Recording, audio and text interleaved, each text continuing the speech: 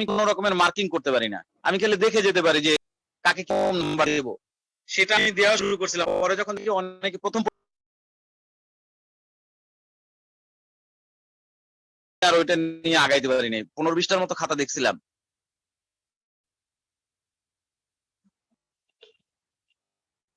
তাহলে এটা মাথায় তাহলে শনিবারে পরীক্ষা দাও, 15 মিনিট দাও, 20 মিনিট দাও, যে কয় মিনিট লাগে সেটা মাথায় রাখতে থাকো। আর আমি তোমাদের একটা জ্ঞান অনুধাবনের শীট দিয়েছিলাম, সেটা প্রশ্নগুলো সলভ, ওগুলো থেকে কিন্তু আসবে। প্রশ্ন করা আছে আমার কাছে ফার্স্ট চ্যাপ্টারের অন্তত মনে করো 3 থেকে 400 এমসিকিউ,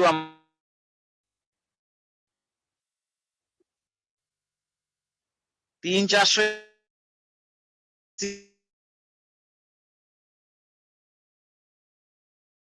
ঝামেলা, এমসিকিউ হলে মনে হয় ঝামেলা। তাহলে মাথায় রাখো, ঠিক আছে? তাহলে এখন আমরা পেছনে আগের দিন যেটা পড়ছিলাম সেটা নিয়ে কথা বলি। হ্যালো, আগের দিনের ব্যাপারে একটু কথা বলি না? জি স্যার। ঠিক আছে, খাতায় যাই, খাতায় যাই কথা বলি।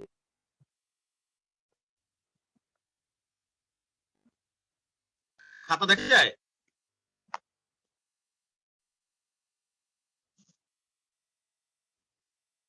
হ্যালো, জি স্যার দেখা ঠিক আছে। আচ্ছা শোনো, হাইড্রোজেন সম্পর্কে বাই দিস টাইম যে যে বৈশিষ্ট্যগুলো তোমরা জেনেছো সেটা কিন্তু এরকম যে হাইড্রোজেন হচ্ছে দেখতে একটা সিলিন্ড্রিক্যাল, হ্যাঁ, এই জন্য এদেরকে বলা হতো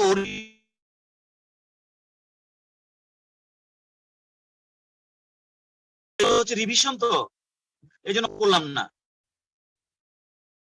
যখন আবার নিউ পড়ায় আসবো তখন রেকর্ডিং অন করবো।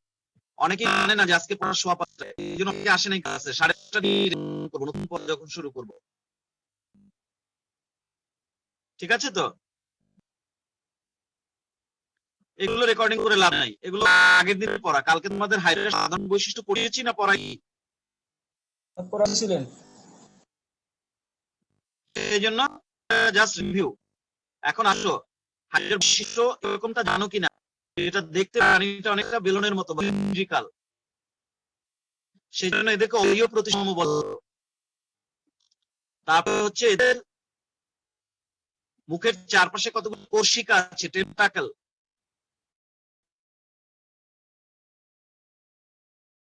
ব্যবহৃত হয়, মনে আছে এগুলো? তারপর হচ্ছে মুখের চারপাশটা উঁচু, কি বলে জানো? মুখের চারপাশটা যে উঁচু সেই জায়গাটাকে কি বলে? হাইপোস্টোম, মনে আছে না? মুখের চারপাশটা এরকম, মুখের চারপাশটা এরকম উঁচু ছিল। আমি তো স্টিল পিকচার অনেকগুলো দিয়েছিলাম, এখন সেখানে পরে যাব। এই জায়গাটাকে বলে হাইপোস্টোম। তারপরে বলেছি এদের দেহের কোষগুলো 2টা স্তরে বিভক্ত থাকে, এই জন্য এদেরকে ডিপ্লোব্লাস্টিক বলে। বাইরের দিকে একটা স্তর যাকে বলা হয় এক্টোডার্ম, আর ভেতরের দিকে একটা স্তর বলা হয় এন্ডোডার্ম। এরকম 2টা স্তরে বিভক্ত, এক্টোডার্ম আর এন্ডোডার্ম। মাঝখানে থাকে একটা স্তর যার নাম মেসোগ্লিয়া। তারপরে বলেছি এদের দেহের মাথায় একটা বড় গহ্বর থাকে যার নাম সিলেন্টের। তারপরে বলেছি এদের বহিঃত্বকে এক ধরনের কাঁটাযুক্ত কোষ থাকে। এই ক্যারেক্টার গুলো কাল বলেছি কি বলো, মনে করো? আমার কিন্তু মনে নেই। জি স্যার। বলো, বলেছি তো? জি স্যার। হ্যাঁ ঠিক আছে। এরকম বহিঃত্বকে এক ধরনের দংশক কোষ থাকে, নিউরোসাইট নামক দংশক কোষ। এই জন্য এদের নিডারিয়া বলা হয়, আগে হতো সিলেন্টের। তারপর বলেছি এরা খাবার 2 পদ্ধতিতে পরিপাক করে। কি? খাবারটাকে এই কোষের সিন্ড্রোমের মধ্যে রেখে এর গহ্বরের মধ্যে রেখে পরিপাক করতে, আর অনেক সময় অন্তত্বকের ভেতরে কিছু কোষ আছে যার ভিতরে আরেকটা অন্তঃকোষীয়। তারপরে বলেছিলাম এরা উভলিঙ্গিক, একই দেহে শুক্রাণু হয়, ডিম্বাণু হয়। তারপরে বলেছিলাম ছোটবেলায় সাঁতার কাটে, সচল, যে দশাটাকে বলা হয় মেডুসা। তারপর যখন বড় হয় আস্তে আস্তে স্থির হয়ে যায়, দশাটাকে বলা হয় পলিপ দশা। তার মানে এদের জীবন দুইটা দশা, পলিপ একটা মেডুসা। আমরা বলছিলাম এদের ডিম ফুটে প্রথমে লার্ভাটা বের হয়, সেই লার্ভায় অনেক সিলিয়া থাকে এরকম চিকন সুতার মতো।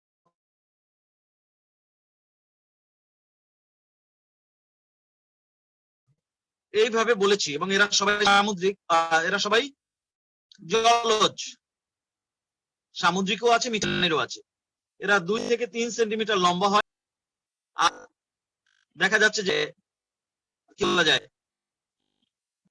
1 থেকে 10 মিলিমিটার পর্যন্ত চওড়া হয়, প্রস্থ হয় এরকম। তার মানে এরা খালি চোখে দেখার মতো দৃশ্যমান। এইভাবে অনেক একটা গত ক্লাস কথা হয়েছিল।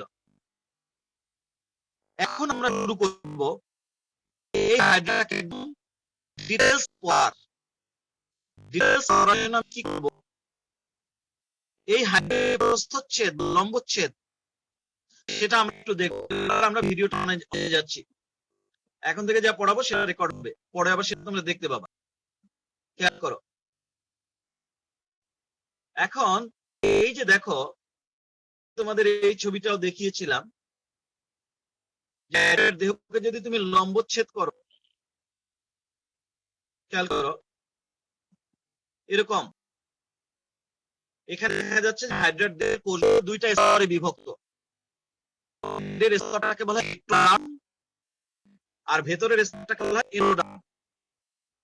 এইবার আমরা হাইড্রার বহিঃত্বক বা এক্টোডার্ম তার একটুখানি জায়গা জুম করে দেখবো যে ওখানে কি কোষ আছে, এবং সেটা কিন্তু আমি ছবিতে আঁকবো, তোমরাও আমার সাথে আঁকবা, বা নোটে আসছে দেয়া, কিন্তু তোমরা আমার সাথে এঁকে শিখবা।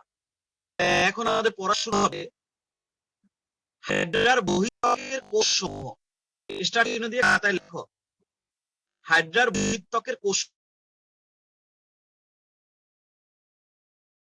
খাতায় আমার সাথে ছবি আঁকবা।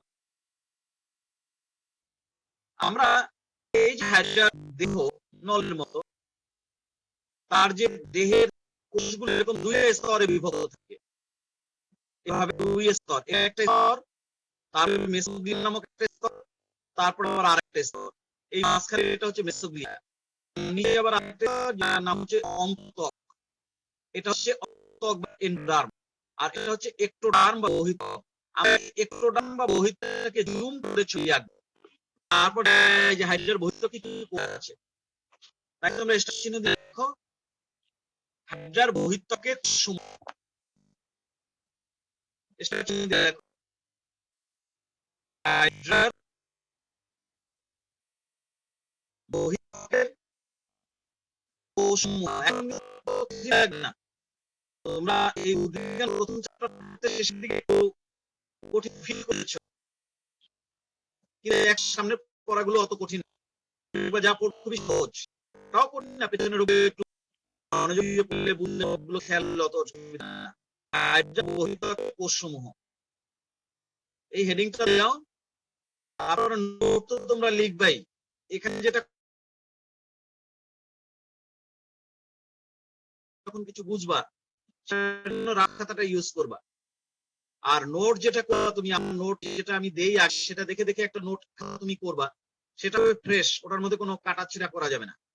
আর এখন আমি যেসব ছবি আঁকবো আমার দেখে দেখে তুমিও নিশ্চয়ই কিছু কাটাছিড়া হবে, সরাসরি আঁকবা যেহেতু, এটার জন্য তোমার একটা খসড়া থাকুক। তো খাতা বেশি সুবিধা নেই, পড়াশোনার পেছনে একটু বিনিয়োগ করতে হবে সায়েন্সে। এখন এই হাইড্রার বহিঃকোষ কি কি আছে সেটা আমরা একটু জুম করে আঁকবো, আমার সাথে তোমরাও আঁকবা। খেয়াল করো, এই হচ্ছে মেসোগ্লিয়া। মেসোগ্লিয়াটা কিভাবে তৈরি হচ্ছে সেটা নিয়ে আমি পরে কথা বলবো। এটা একটা স্বচ্ছ জেলির মতো স্তর, এটা কোনো কোষ দিয়ে তৈরি না, একটা অকোষীয় স্তর, স্বচ্ছ একটা জেলির মতো স্তর। এটা বাইরের দিকে থাকে বহিঃত্বক, ভেতরের দিকে থাকে অন্তক, ঠিক আছে? তো এটার বাইরের দিকের বহিঃত্বকের ছবি এখন আমরা আঁকবো। বহিঃত্বকে এক ধরনের কোষ থাকে এরকম, এই যে যারা জানতো না এখন তারা আসতেছে আস্তে আস্তে জানতো, মানে ভুলে গেছে, এরকমের এক ধরনের কোষ থাকে বহিঃত্বকে। কোষগুলোর বাইরের দিকটা চ্যাপ্টা, ভেতরের দিকটা মাঝখানে সরু, আবার নিচের দিকটা অল্প একটু অনেকটা উল্টানো কুশির মতো। একটু ট্রাই করো আমার সাথে আঁকার জন্য, আমার সাথে সাথে আঁকো একটু, তাহলে ভালো হবে। একবার আঁকলে অনেক কিছু শেখা হয়ে যায়, 5 বার পড়া সমান হচ্ছে একবার আঁকা। দেখো আমি অনেকগুলো আঁকছি, কিন্তু এই কোষ, বেশ কিছু কোষ আঁকো এরকম। কিভাবে আঁকছি দেখো, খুব সোজা।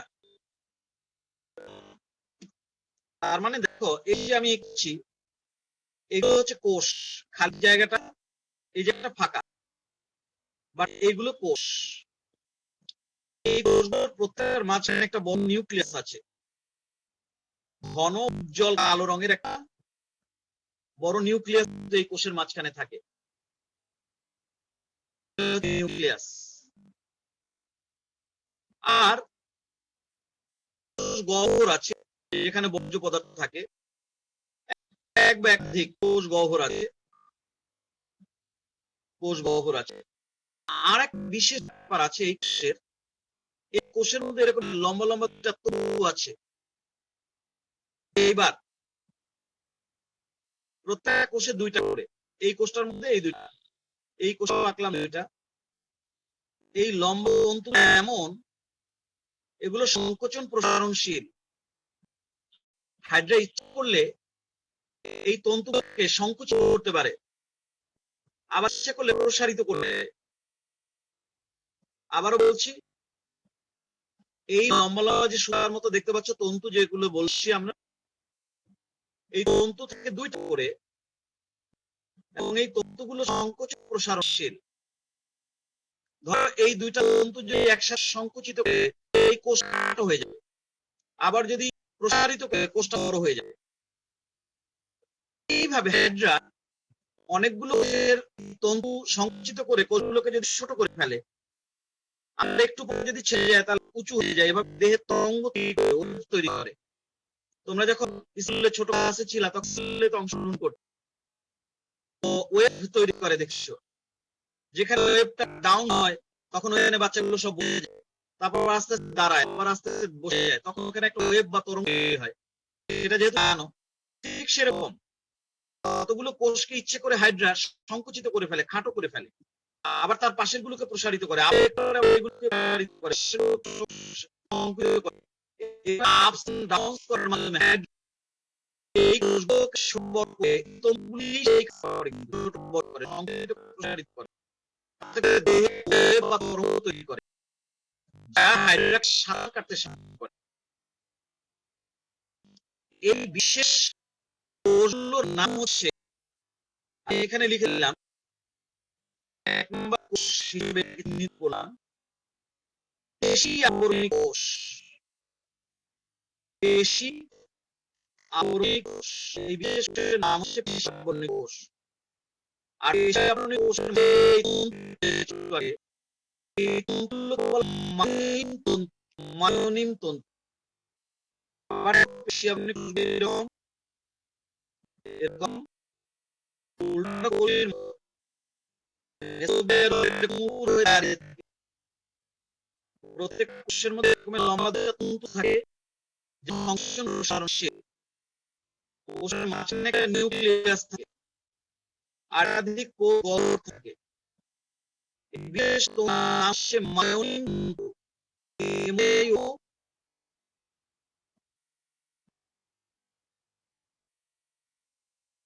মায়োনিন, MAO মায়োনিন তন্তু বা ফাইবার। এটা হচ্ছে নিউক্লিয়াস, এটা কোষ গহ্বর, আর থাকে দানাদার সাইটোপ্লাজম, এবং এই সাইটোপ্লাজম খুব ঘন দানাদার, প্রাণীর আকর্ষণীয় জাতীয়।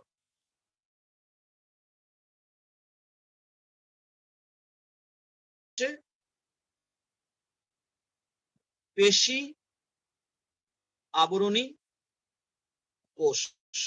এরকম নাম দেওয়ার কারণ হচ্ছে, পেশী আমাদের যেমন পেশী আমরা সংকোচন প্রসারণ করতে পারি, এই কোষটাকেও ঠিক সংকুচিত প্রসারিত করা যায়, খাটো লম্বা করা যায়। এই জন্য নাম হচ্ছে পেশী আবরণী কোষ, আবরণ তৈরি করে তাই। আর এই কোষগুলো থাকে পরিমাণে সবচেয়ে বেশি বৈচিত্র্য। এই কোষগুলো দিয়ে শর্করা আমিষ এবং স্নেহজাত পদার্থ নির্গত হয়, যা এই কোষের বাইরে একটা পাতলা স্থিতিস্থাপক আবরণ তৈরি করে। এখানে হাইড্রেটের একটা সর্বাপেক্ষা বাইরে এরকম কিন্তু একটা পাতলা স্থিতিস্থাপক আবরণ আছে। আবরণকে বলা হয় কিউটিকল। কিউটিকল এই পেশি আবরণী কোষগুলো দিয়ে ওই কিউটিকল তৈরির উপাদান নিঃসৃত হয়, নির্গত হয়। বিশেষ করে প্রোটিন আর আমিষ জাতীয় শর্করা, এছাড়া এই উপাদান শর্করা ও আমিষ জাতীয়, স্নেহ আর আমিষ জাতীয় সেই উপাদানগুলো এই পেশি আবরণী কোষে নির্গত হয়। তাহলে একটা কোষ জানলাম, নোটের মধ্যে সুন্দর করে লেখা আছে কোষটাই মূলত হাইড্রেটের বহিঃত্বক তৈরি করে। এই কোষ মূলত তরঙ্গ তৈরি করে হাইড্রেটকে সাহায্য করে সার কোষটাই কিউটিকল তৈরি করে। সে কারণে বাইরে থেকে কোনো পোকামাকড় বা ক্ষতিকর পদার্থ হাইড্রেট দিয়ে ওই কিউটিকল ভেদ করে ঢুকতে পারে না, কারণ কিউটিকলটা হচ্ছে স্থিতিস্থাপক এবং ভেদ টাইপের। বুঝতে পারছো? শুধুমাত্র পানি অ্যালাউ করে, পানির জন্য বাকি অন্য ইচ্ছে করলে ঢুকতে পারে না কিউটিকল ভেদ করে। এবার আসো, এই যে জায়গা পেশি আবরণী কোষ, পেশি আবরণী কোষ তার মাঝখানে এই জায়গা অথবা এই জায়গা অথবা এই জায়গা, এই জায়গায়ও বিভিন্ন রকমের কোষ থাকে। কিছু এখন সেগুলো সম্পর্কে আমি জানার চেষ্টা করব যে এই সব স্পেসের মধ্যে আসলে কি কোষ থাকে। বিভিন্ন রকমের কোষ থাকে, আস্তে আস্তে আমরা সেগুলো আঁকবো। এক একটা ফাঁকের মধ্যে, এক একটা স্পেসের মধ্যে এক একটা কোষ আঁকবো, যাতে করে আমাদের হিজিবিজি না হয়।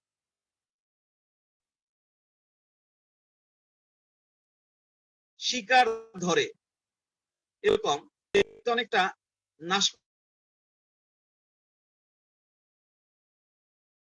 আবার এখানে একটা থলে আছে বিষপূর্ণ। স্ট্রাকচার এত ভালো এখন বুঝবা না, কারণ এই কোষটা নিয়ে পরে আবার আমি ছবি আঁকবো। এই কোষটার একটা সরু কাঁটা বাইরে বের হয়ে থাকে। এই যে কোষটা একটু যদি আলাদা করে আঁকি, যেমন পেশি আবরণী কোষ নিচে এঁকেছি, এই কোষটাও যদি একটু আলাদা করে আঁকি, তাহলে দেখতে অনেক এরকম, বেশি একটা বড় না, যেরকম ছোট এখানে একটু বড় রাখলাম আর কি, আসলে অত বড় না। এটার ছবি আমি পরেও আঁকবো,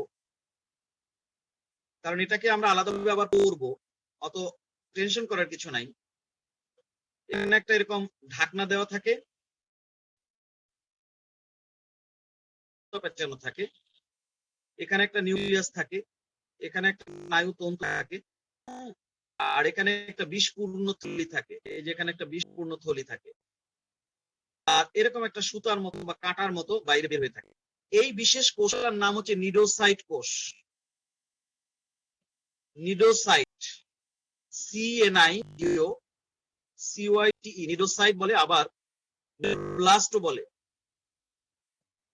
নিডোব্লাস্ট কোষ। এই কোষটার এই একটা নিডোসিল,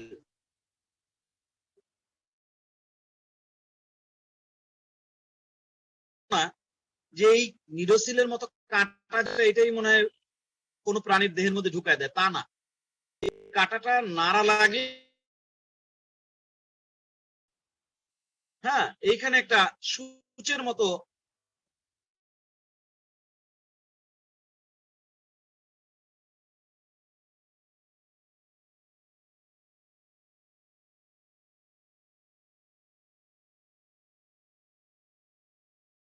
কোষটা দেখতে অনেকটা, গত ক্লাসে একবার একটু দেখিয়েছিলাম সম্ভবত, এই ছবির মধ্যে দেখতে পাবা। ওই যে দেখো কোষটা কিরকম, এই যে এই ছবিটাতে দেখো হাতে ডান পাশে, আর এখানে দেখো একটা লেখা আছে প্রে, প্রে মানে শিকার, আর ডান পাশে ওই কোষটার ব্যাপারে বলা আছে, ওই কোষটার নাম নিডোসাইট। দেখো সে কিভাবে একটা সুতা পেঁচিয়ে ওই শিকারটাকে পেঁচিয়ে ধরেছে। আর অনেক সময় এই সুতা যেটা লম্বা বের করে দেয় ও, সেটা প্রাণীর দেহের মধ্যে ঢুকিয়েও দেয়, তখন ভেতর থেকে বিষ বের হয়ে আসে। এই একদম ডান পাশে কর্নারে দেখো নিডোসাইট, হ্যাঁ, এই কোষটা হচ্ছে নিডোসাইট কোষ বা নিডোব্লাস্ট কোষ। কোষটা নরমাল কন্ডিশনে ওর ভেতরে যে একটা পেঁচানো সুতার মতো থাকে, সেটা ভেতরে গুটানো থাকে এরকম। এই ছবিটা দেখো, উপরের ছবিটা দেখো, একটা পেঁচানো সুতার মতো আছে, কিন্তু পেঁচানো সুতাটা কিন্তু আছে পেঁচানো, আর ওই নিডোস CNIDOCIL, এখানে ওয়াই না আই হবে, যাই হোক। ওই যে দেখো লম্বা পেঁচার সুতাটা নিচের ছবিতে দেখো, যখন সে ওই ভিতরের সুতাটাকে থ্রো করে সেটা কিন্তু অনেক বড়। এই নিচের ছবিতে দেখো একটা লম্বা পেঁচানো সুতা আছে, থ্রেড। থ্রেড মানে সুতা, এটা অনেক লম্বা, এটা সে ছুঁড়ে মারে, তখন প্রত্যেকটা প্রাণীর দেহের মধ্যে একটা সূচের মতো ঢুকে পড়ে। আর এটার একদম গোড়ার একটা ব্লাডারের মতো আছে, যেটার মধ্যে একটা বিষ বলা হয় হিপনোটক্সিন। এই বিষ পাম্প করে ওই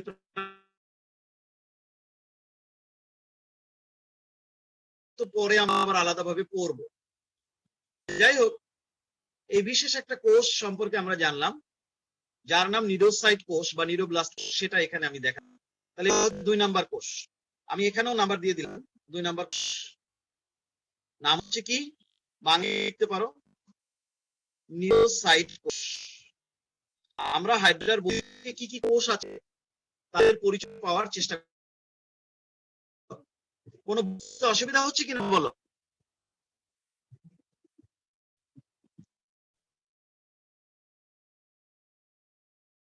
এরপরে শুধু একবার যদি তুমি মুখস্থ মানে নোটটা পড়ো তাহলে মুখস্থ হয়ে যাবে। এবার আরেকটা কোষের কথা বলবো, এই স্পেসটার মধ্যে দেখাবো, যদিও সে কিন্তু এখানে থাকতে পারে, আবার এইটা এটা একসাথে এক স্পেসের মধ্যেও থাকতে পারে, কিন্তু একসাথে অন্য আঁকলে তো আমি আলাদাভাবে দেখাতে পারবো না, সেটা এখানে আঁকছি। এক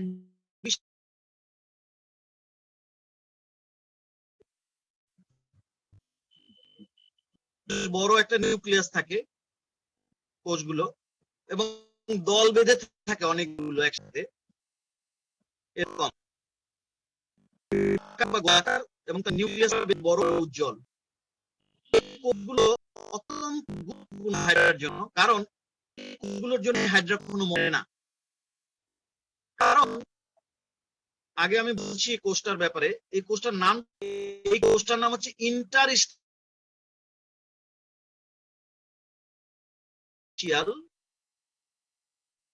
কোষ। হ্যাঁ, এই কোষটা এমন একটা কোষ,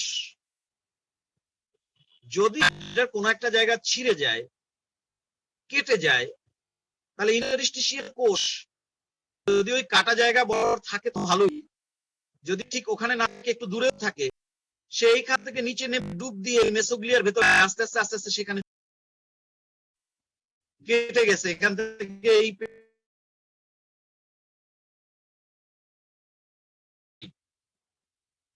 হাইড্রার ওই ইন্টারস্টিশিয়াল কোষ আস্তে আস্তে ওখানে চলে যাবে। যে যে কোষ ক্ষতিগ্রস্ত হয়েছে সেই কোষে পরিণত হয়ে যাবে। একটা কোষ কেটে গেছে, নষ্ট হয়ে গেছে, এই ইন্টারস্টিশিয়াল কোষ ওই পেশিয়া রূপান্তরিত হয়ে যাবে। নিডোসাইট কোষ নষ্ট হয়ে গেছে, সমস্যা নাই, ইন্টারস্টিশিয়াল কোষ নিডোসাইট কোষে রূপান্তরিত হয়ে যাবে। ইন্টারস্টিশিয়াল ক্ষমতা আছে, আল্লাহ তাআলা দিয়েছেন, যে কোনো ধরনের কোষে করার ক্ষমতা আছে। এমনিতে এরকম থাকবে, তো সেরকম একটা কোষে পরিণত হয়ে যেতে পারে, এরকম একটা নিডোসাইট কোষে পরিণত হয়ে যেতে পারে। এই কারণে হাইড্রা মরবে। কোষ কি একটাই থাকবে? এখানে আঁকছে একটা না, এখানে এখানেও থাকতে পারে, হাজার হাজার অসংখ্য কোষের মধ্যে থাকে। এখন আমরা যেখানে নিউরোসাইট কোষ থাকবে, ইন্টারস্টিশিয়াল কোষও কি একই জায়গায় থাকবে নাকি আলাদা জায়গায়? হ্যাঁ, একই জায়গায় থাকবে, আবার এখন এখান থেকে এখানে খালি চোখে দেখা যাবে না। তোমার কাছে যেটা কনফিউশন মনে হয়, যদি আমি এখানে কেটে ফেলি তাহলে এখান বরাবর কাটা পড়লো, কিন্তু ইন্টারস্টিশিয়াল কোষ তো মনে হয় অনেক দূরে, এখানে এসে সে রিপ্লেস করবে কিভাবে, এটা হয়তো ভাবতেছো। সেরকম বিষয় না, কারণ যে কোনো পাতলা জিনিস যত দিয়েই তুমি করো না কেন, একসাথে অনেকগুলো কোষ কাট পড়বে, এই স্পেস ক্ষুদ্র, খালি চোখে দেখা যাবে না। আর এই ইন্টারস্টিশিয়াল কোষ যদি লাগে দূরে যাওয়া যেতে পারে, তখন কি করে জানো, আস্তে আস্তে সোলিয়ার মধ্যে ঢুকে অর্থের মতো ভিতরে ঢুকিয়ে আস্তে আস্তে আস্তে এখানে চলে যেতে পারে। এখানেও কিন্তু ইন্টারস্টিশিয়াল কোষ আছে, আবার এখানে একটা নিডোসাইট এখানে 2 রকমের কোষই আছে, এখানে কি তাহলে তুমি খুঁজে আলাদাভাবে ছবি দেখতে পারবে না, সেই জন্য তো থাকে মিক্স করে। এমন না যে এই নাম্বারটা ওর জন্যই বরাদ্দ, এখানে শুধু উনি কেউ থাকবে তা কিন্তু নয়। বুঝতে পারছো বিষয়টা? জি স্যার। হ্যালো, জি স্যার বুঝছি। শোন, ঠিক আছে, এই যে ইন্টারস্টিশিয়াল কোষ, তার যে এই বিশেষ ক্ষমতা যে যে কোনো ধরনের কোষে কনভার্ট হতে পারে, এই বিশেষ ক্ষমতাটাকে বলা হয় টটিপোটেন্সি।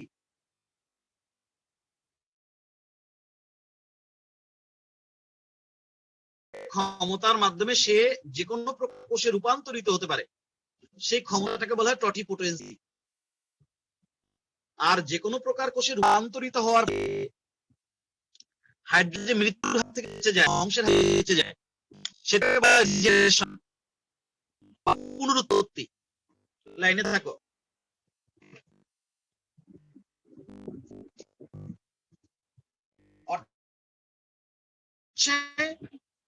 ইন্টারস্টিশিয়াল কোষের একটা বিশেষ ক্ষমতা, আর সেই ক্ষমতা প্রয়োগের ফলে হাইড্রোজেন অকাল মৃত্যু বা অপমৃত্যুর হাত থেকে বেঁচে যায়, সেই প্রক্রিয়ার নাম হচ্ছে রিজেনারেশন।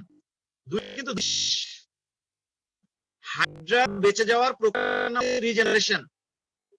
আর ইন্টারস্টিশিয়াল কোষে একটা বিশেষ ক্ষমতা আছে, যে কোনো প্রকার কোষে রূপান্তরিত হতে পারে, সেটা টটিপোটেন্সি। অর্থাৎ টটিপোটেন্সি হচ্ছে কারণ, আর রিজেনারেশন হচ্ছে তার ফল। বুঝতে কিনা?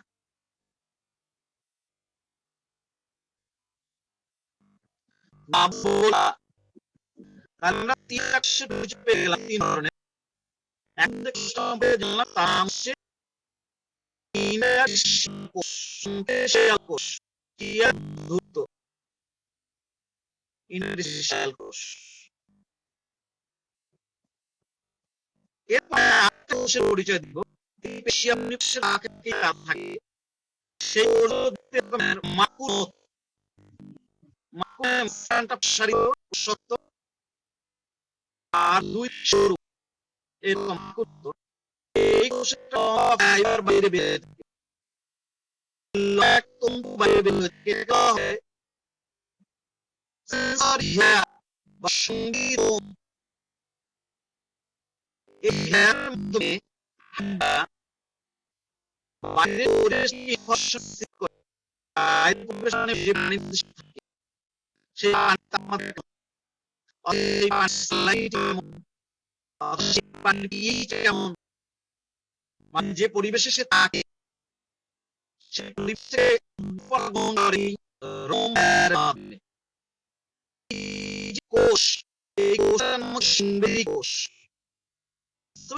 এরকম একটা মাকুর মতো দুই রক্তটা সরু আর এই বিশ্বের মোট সংবেদী কোষ। তার সংবেদী রোম কোষ, তাহলে আমরা চারটা কোষের পরিচয় পেলাম, 4 নাম্বার কোষের পরিচয় পেলাম, সংবেদ কোষ বা সেন্সর সেল। এবার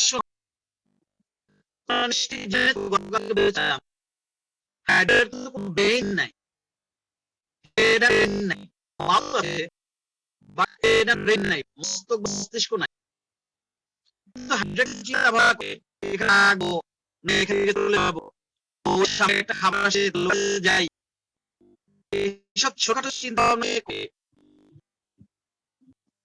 তার শেষে কিভাবে সেটা করে কিভাবে দেখো, এইটা মেসোগ্লিয়া, এই বহিঃত্বকের আর অন্তঃত্বকের মাঝখানে যে মেসোগ্লিয়া থাকে, এই মেসোগ্লিয়ার মধ্যে এক ধরনের কোষ থাকে, সেই কোষ গোটে তোমরাও আমার সাথে, আমি আশা করছি তোমরাও আমার সাথে আসছো। তাহলে একবার আর যদি নোটা তারপরে মুখস্থ আর স্বয়ং হয়ে যায়, এরকম এগুলো প্রত্যেকটা একটা আলাদা কোষ, এইগুলো দেখে তথ্য দিকটা সরু, কিন্তু একটা কোষের সাথে একটা কোষ এভাবে লাগানো থাকে, কোষগুলো থাকে এভাবে। এখন ওই সংবেদী কোষ সেখানে কি সংবেদী আমাদের যে ধরো সেই তথ্যটা এই নিচের কোষের মধ্যে দেয়, এই কোষে এই ওরের কোষের এরকম কানেকশন আছে, আবার এখানে সংবেদী কোষ আছে, এইভাবে যদি দেখো ছবিটা মনে করো হাইড্রাটাকে যদি তুমি গোল করে কাটো, প্রস্থচ্ছেদ করে কাটো, মনে করো এটা হচ্ছে বহিঃত্বক।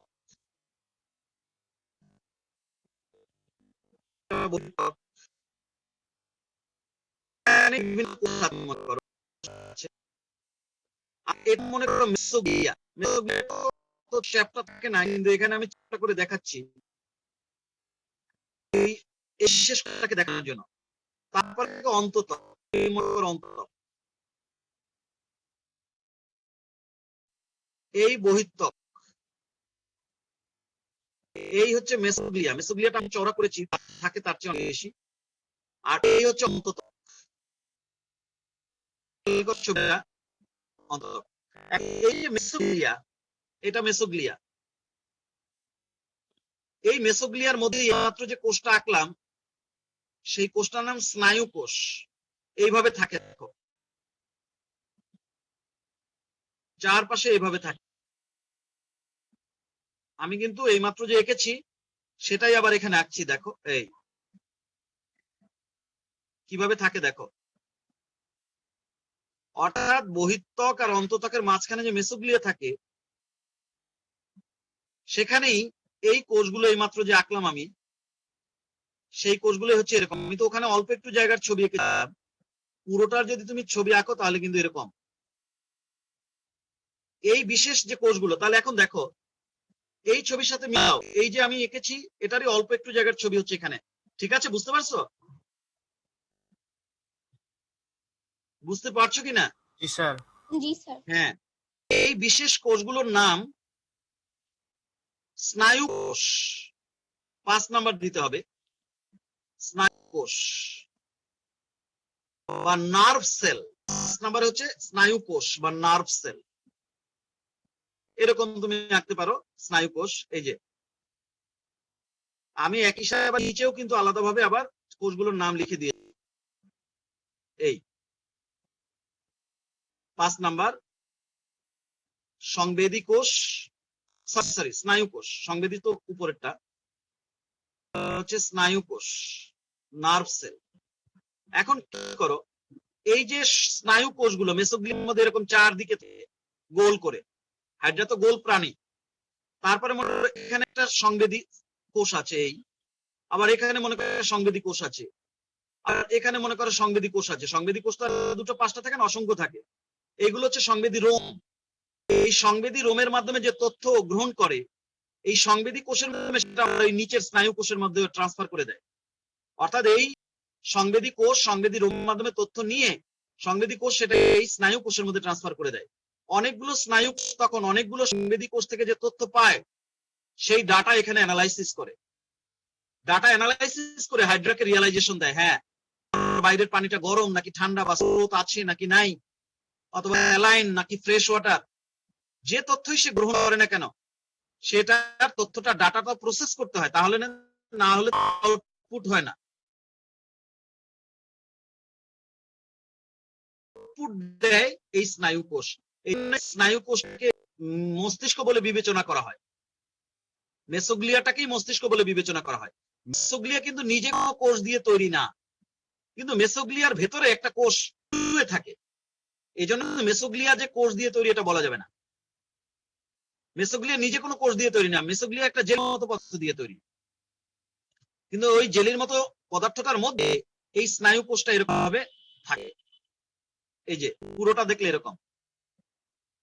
তারপরে চারপাশে অসংখ্য স্নায়ু কোষ আছে, তারা বাইরের পরিবেশ থেকে তথ্য গ্রহণ করে এই স্নায়ু কোষের মধ্যে পাঠিয়ে দেয়। এগুলো হচ্ছে সংবেদী কোষ। সংবেদী কোষ, সংবেদী কোষ সংবেদনশীল, তাই বাইরের উদ্দীপনা গ্রহণ করে স্নায়ু কোষের মধ্যে দিয়ে দিলে স্নায়ু কোষগুলো তারা সবাই মিলে ওই ডাটা প্রসেস করে হাইড্রাকে একটা রিয়ালাইজেশন দেয়।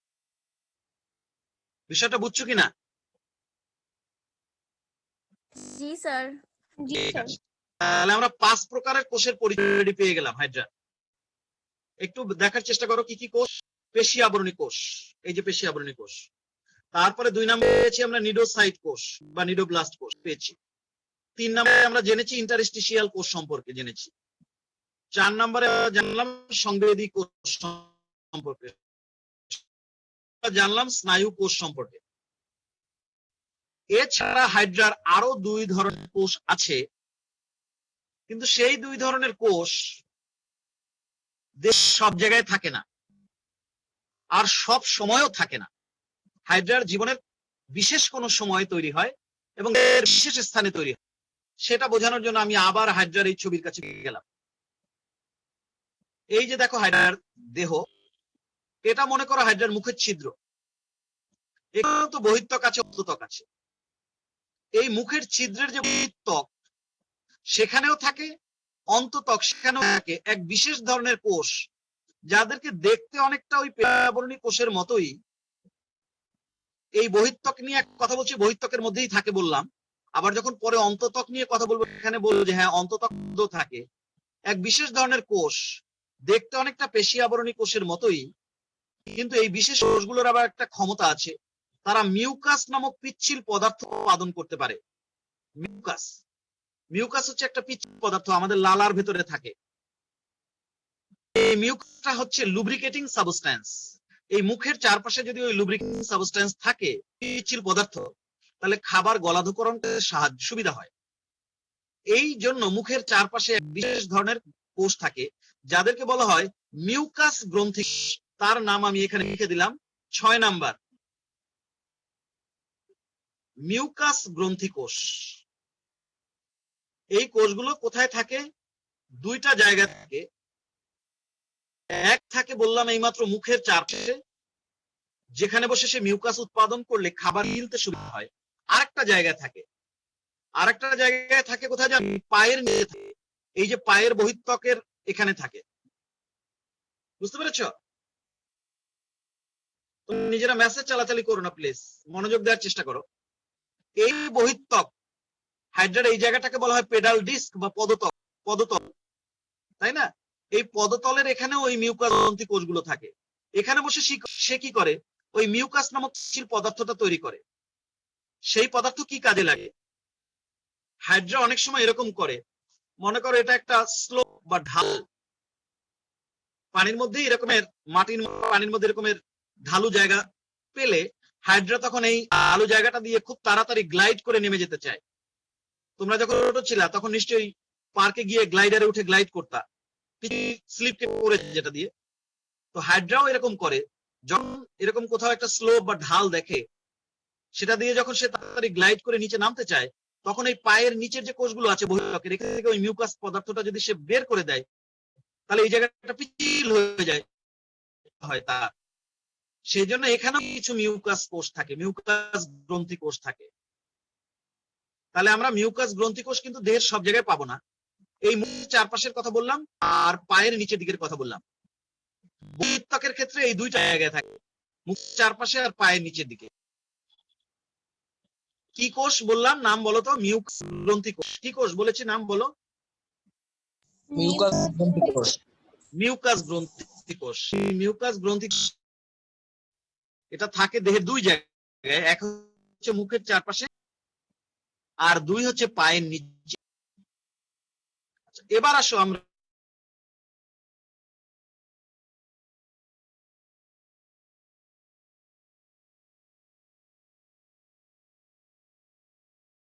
জনন কোষ, আই মিন শুক্রাণু আর ডিম্বাণু। শুক্রাণু এবং ডিম্বাণু এটাও কিন্তু ওই যে বলেছি, নিচে যে কোষ দুইটা আমি আঁকলাম বা যাদের নাম ব্যাপারে বললাম, তাদের তুমি সারা দেহের মধ্যেও যেমন পাবা না, সারা জীবনও পাবা না। কিরকম?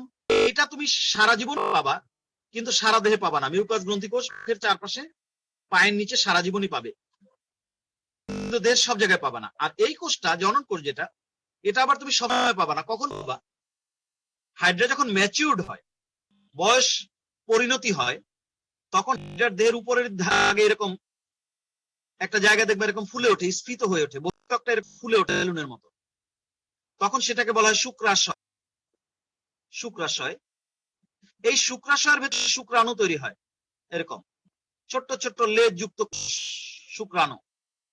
শুক্রাণু অন্যান্য প্রাণীর শুক্রাণুর মতোই লেজ আছে, সাঁতার কাটতে পারে। আর ওই হাইড্রার দেহের নিচের দিকটা আবার এরকম স্ফীত হয়, এটাকে বলা হয় ডিম্বাশয়। ডিম্বাশয়। এই ডিম্বাশয়ের ভেতরে সে তৈরি করে ডিম্বাণু। প্রত্যেকটা ডিম্বাশয়ের ভিতরে একটা মাত্র ডিম্বাণু তৈরি হয়, কিন্তু প্রত্যেকটা শুক্রাশয়ের ভিতরে অনেকগুলো শুক্রাণু তৈরি হয়।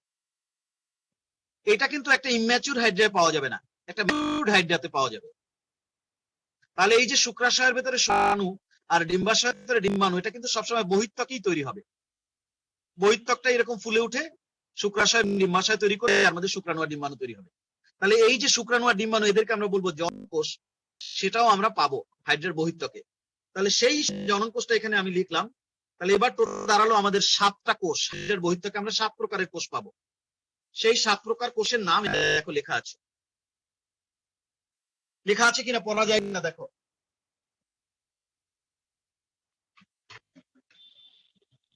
হ্যালো, ছায়া পড়ে নাকি, দেখা যায় না নাকি? যায় দেখা যায় স্যার। কেন একটা ছায়া আসে, চেষ্টা করেও আমি মিট করতে পারি না। ওই যে আমি এখানে বসছি, একটা লাইট আছে তার পিছনে, এই কারণে ছায়াটা এসে পড়ে। আচ্ছা, এখন মনে হয় দেখা যায়। এখন দেখো, 1 পেশি আবরণী কোষ, 2 নিডোসাইট বা নিডোব্লাস্ট কোষ, 3 ইন্টারস্টিশিয়াল কোষ, 4 সংবেদী কোষ, 5 স্নায়ু কোষ, 6 মিউকাস গ্রন্থি কোষ, 7 জনন কোষ।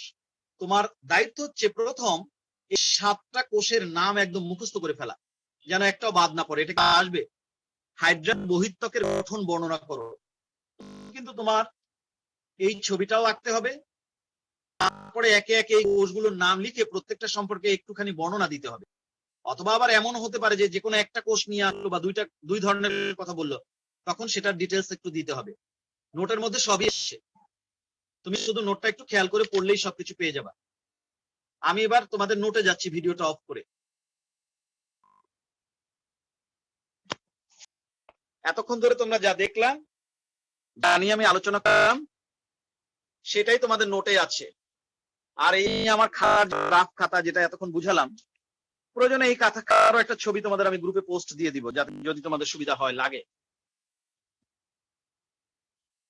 আচ্ছা, সবার প্রথম এই পেজটা তো পুরো, এখানে বেশ কিছু গুরুত্বপূর্ণ তথ্য আছে। হাইড্রা কে আবিষ্কার করেছেন এটা কিন্তু এখানে লেখা আছে, পরীক্ষা কিন্তু আসে। ট্রেমলে, হাইড্রা আবিষ্কার করে ট্রেমলে, নাম দিয়েছেন লিনিয়াস। হাইড্রা থাকে কোথায়, বাসস্থান, হাইড্রা দেখতে কেমন সেটা লেখা আছে।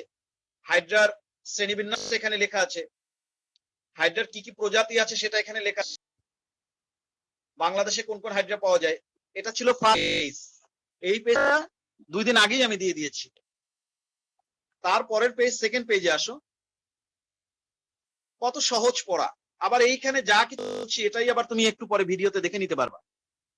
এইভাবেই আমরা সব পড়া পড়বো, তাহলে আর কেন পারবো না? না পারার কিছু নাই। ওই যে এটা হাইড্রার ওখানে পেছনে যে প্রজাতি লিখেছে কয়েকটা, আর আরেকটা আবার এখানে লিখছে। এখানে শুরু হয়েছে হাইড্রার বহিঃত্বকের গঠন। এই যে দেখো ছবি, সরি, এই ছবি কিন্তু আমি এইমাত্র এঁকেছিলাম, সেটাই তোমাদের নোটেও আঁকা আছে। এবং এখানে তোমার ওই কোষগুলোর ব্যাপারে ছোট করে বর্ণনা আছে। এই যে দেখো 1 নাম্বার পেশি আবরণী কোষ, কি দেখতে কেমন? ওই যে আমি বলেছি যে সাইটোপ্লাজম ঘন, দানাদার, উজ্জ্বল, হ্যাঁ, উপরের দিকটা প্রশস্ত, নিচের দিকটা সরু, প্রশস্ত অংশ পাশাপাশি থাকে, এই সব কথা এখানে আছে। কাজ সেটাও লেখা আছে। তারপর দেখো এই যে ইন্টারস্টিশিয়াল কোষ, এটার ব্যাপারে বলা আছে। আজকে কিন্তু মেয়েদের একটু সময় দিব, তো আমি পিছনে পিছিয়ে নিতে পেরেছি। 5 মিনিট হলেও মেয়েদেরকে আমি আলাদা সময় দিব, এতদিন দিতে পারি নাই শুধু নামাজের কারণে। তাহলে এইভাবে আমরা ইন্টারস্টিশিয়াল কোষ পর্যন্ত এখানে আছে 1 আর 2। পরের পেজে যদি তুমি যাও,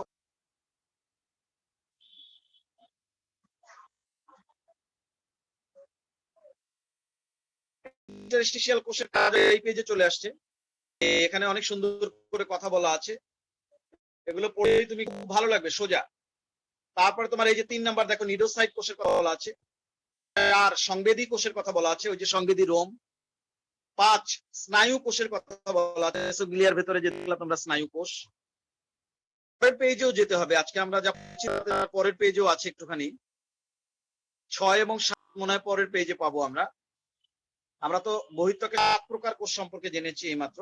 হ্যাঁ, এখানে তা আছে। ওই যে দেখো গ্রন্থি কোষ, গ্রন্থি কোষ মানে হচ্ছে মিউকাস গ্রন্থি কোষ, আর 7 হচ্ছে জনন কোষ। তাহলে হাইড্রার বহিঃত্বকে যেসব কোষ থাকে এর তো আইডিয়া আমরা পেলাম। ছবিটাও আমি এঁকেছি, তোমরাও বাসায় আর নোটটা ভালো করে পড়লে নোটের মধ্যে একটু গুছিয়ে সুন্দর করে লেখা আছে, না পারার না বোঝার কিছু নাই। এবার ছেলেদের কোনো প্রশ্ন থাকলে বলো, মেয়েরা অফ থাকো।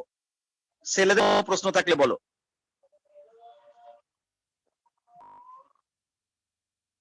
হ্যালো, ছেলেদের কোনো প্রশ্ন থাকলে বলো, তা না হলে ছেলেরা লিভ নাও। প্রশ্ন থাকলে বলো ছেলেদের, না থাকলে ছেলেরা লিভ নাও। মেয়েরা থাকো, মেয়েদেরকে আমি আলাদা 5-7 মিনিট সময় দিব। আজান হয়ে গেছে যদিও, তারপর আমি 5-7 মিনিট সময় দিব মেয়েদের। ছেলেদের যদি কোনো প্রশ্ন থাকে করো, না হলে লিভ নাও। ভিডিও প্রসেস ওরা সাপ্লাই দিতে 10 মিনিট সময় নেয়। 10 মিনিট পরে আমি ভিডিওটা নামাজের পরে তোমাদের দিয়ে দিব। প্রশ্ন না থাকলে তোমরা লিভ নাও। এখানে ছেলেদের যাদের দেখতে পাচ্ছি, প্রশ্ন না থাকলে তোমরা লিভ নাও। মেয়েদের একটু আলাদা ইচ্ছা আগেও ছিল। ফারহান লিভ নাও, সময় দিতে পারতাম না এর আগে। ফারহান লিভ নাও, ঠিক আছে। এখন আরফান মাহির লিভ নাও। আরফান মাহির প্রশ্ন না থাকলে লিভ নাও।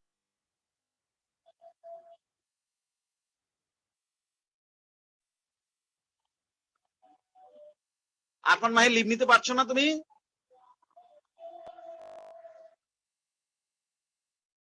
আমি লিভ করে রিমুভ করে দিলাম, ঠিক আছে। এবার বোধহয় এখানে মেয়েরা ছাড়া কেউ নাই। এখন তোমরা বলো, তোমাদের তো এমনিতেই পাই না, আমি অনেকেই নাই এই মুহূর্তে। দেখো তোমরা মাত্র 18 জন আছো।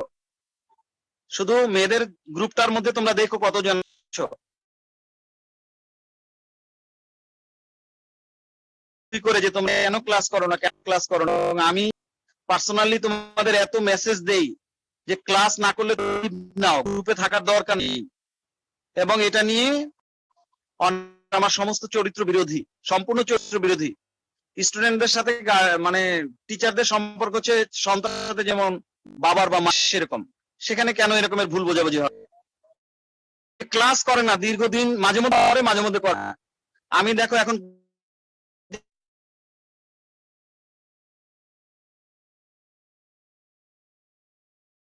কথাগুলো দিলাম, হ্যাঁ এখন বলি। তো এখন দেখো, একজন যদি ক্লাস করে করে না, এটা আমার প্রতিদিন মনিটর করা তো সম্ভব না। তারপর যদি সে মাসের পর মাস এরকম কন্টিনিউ করে, আমি তাকে পার্সোনালি অনেক মেসেজ দিই, তুমি লিভ নাও, লিভ নাও অথবা কন্টিনিউ করো। তারপর যদি সে বলে না আমি সিম করি নাই, 3 মাস 4 মাস পরে মাঝে মধ্যে সিম করে দেখি, তারপর সে কোনো রকম পেমেন্ট না করে 3-4 মাস পরে যদি লিভ নেয়, তারপরে যদি আমি বলি যে না তুমি এই 3 মাস ধরে গ্রুপে ছিলা, মোটের উপরে তুমি আমাকে 1 মাসের অন্তত পেমেন্ট দিও, তুমি বুঝলাম যে তুমি সবসময় ক্লাস করো নাই। একজন স্টুডেন্ট জুন মাস ঢুকলো, সেপ্টেম্বরে এসে লিভ নাই, একটা পয়সা পে করে না, আর বলে যে আমি ছিলাম না, মাঝে মধ্যে 2-1 দিন করছি, এছাড়া করি নাই। তখন কি এটা সহজভাবে নেওয়া যায় কিনা? তুমি হলে পারতে কিনা? তো কেন তোমার গ্রুপে থাকতে হবে? তোমার ক্লাস ভালো না লাগলে অবশ্যই লিভ নেবা। যেখানে যার যেখানে ভালো লাগে সেখানে পড়বা, এখানে জোরাজুরির তো কোনো বিষয় নাই। আর যদি তোমার মনেই যে হ্যাঁ পড়বা আমার কাছে, তাহলে ক্লাস করতে হবে। তোমার গ্রুপে যতজন আসে 2-1 জনের অসুবিধা থাকতে পারে, বাকিরা তো ক্লাস করতে হবে। যাই হোক, এখন তোমাদের এই যে বললাম এটুকুর মধ্যে যদি কোনো কথা থাকে, অথবা পেছনেরও যদি কোনো কথা থাকে, অল্প সময়ের মধ্যে বলো।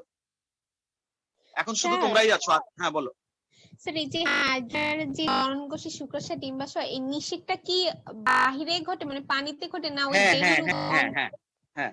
তারপরেও আমি বলি, এই হাইড্রার পুরো বংশ ইয়েটা মানে প্রজনন পদ্ধতিটার কিন্তু আলাদা ক্লাস আছে, বুঝতে পারছো?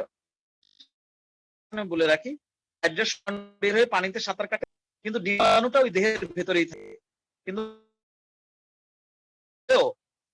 স্বনিষেক জিনিসটা কম ঘটে, কারণ দেখা যায় শুক্রাণুটা তৈরি হয় আগে, আবার ওই হাইড্রার ডিম্বাণুটা তৈরি হয় পরে। তখন একটা হাইড্রা শুক্রাণু তৈরি হয়ে গেছে, কিন্তু তখনও তার নিজের ডিম্ব তৈরি হয় নাই। তখন শুক্রাণু গুলো বের হয়ে পানিতে সাঁতার কেটে যদি দেখে যে হ্যাঁ আরেকটা অলরেডি বাই দিস টাইম ডিম্বাণু তৈরি হয়ে গেছে, তখন সেখানে গিয়ে নিষেক করে। আবার হাইড্রাটা ডিম পরে তৈরি হলো, আবার নিশ্চয়ই আরেক ডিমটি খুব নিষিক্ত করে, কিন্তু তৈরি হয় দুইটাই।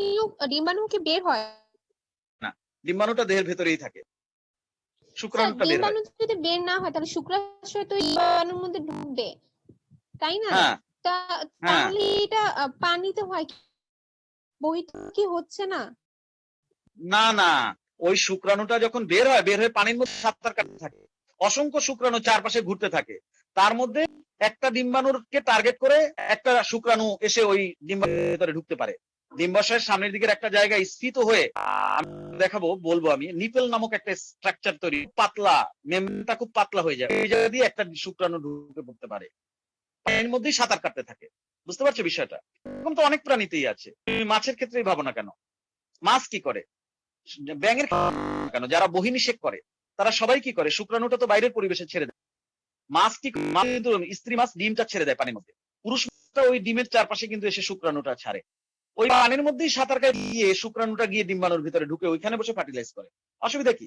কেন বহির্নিষেক হয়, কিন্তু হাইড্রার ক্ষেত্রে বহির্নিষেক হচ্ছে না, অন্তর্নিহি হচ্ছে, কারণ ডিম্বাণু তো কখনো বাইরে বেরোয় না, ডিম্বাণু দেহের মধ্যেই ঢুকানো থাকে। শুক্রাণুটা সাঁতার কাটতে কাটতে পানির ভিতর দিয়ে সাঁতার কেটে এসেই ওই ডিম্বাণুর প্রাচীর ভেদ করে ডিম্বাশয়ের ভিতরে ঢুকে ডিম্বাণুর সাথে নিষিক্ত হয়। জি স্যার, বুঝছি। হ্যাঁ, ঠিক আছে। আরো প্রশ্ন থাকলে বলো। কোনো সমস্যা নাই, যে কোনো না বুঝলে সেটা জিজ্ঞেস করবা, কোনো সমস্যা নাই, ফিল ফ্রি টু আস্ক। আর যারা অ্যাডমিন আছো তাদের প্রতি আমার অনুরোধ, তোমরা একটু সার্চ দাও, কারা ক্লাস করে না, ক্লাস করে না। আর কি বলবো, আমাদের অ্যাডমিনই আছে অনেকে ক্লাস করে না। এই যে দেখি নাজিবা আছে, এখন নাই তো, নাজিবা কাছে ছিল। অ্যাডমিনরা অনেক সময় ক্লাস করে না। যারা অ্যাডমিন আছো তারা যারা ক্লাস করে না তাদেরকে রিমাইন্ডার দাও যে তুমি কি ক্লাস করবা, কন্টিনিউ করবা। আর যদি কন্টিনিউ না করো তাহলে লিভ তুমি নাও, নাহলে আমি তোমাকে লিভ করে রিমুভ করে দেই। এই জায়গাটাতে তো একটু হাত দাও। আর এখনো অনেকের পেমেন্ট ডিউ আছে, যাদের ডিউ আছে তারা দিয়ে দাও। সবাই ভালো থাকো, আল্লাহ হাফেজ। আমি একটু পরে ভিডিওটা দিয়ে দিব নামাজের পরে।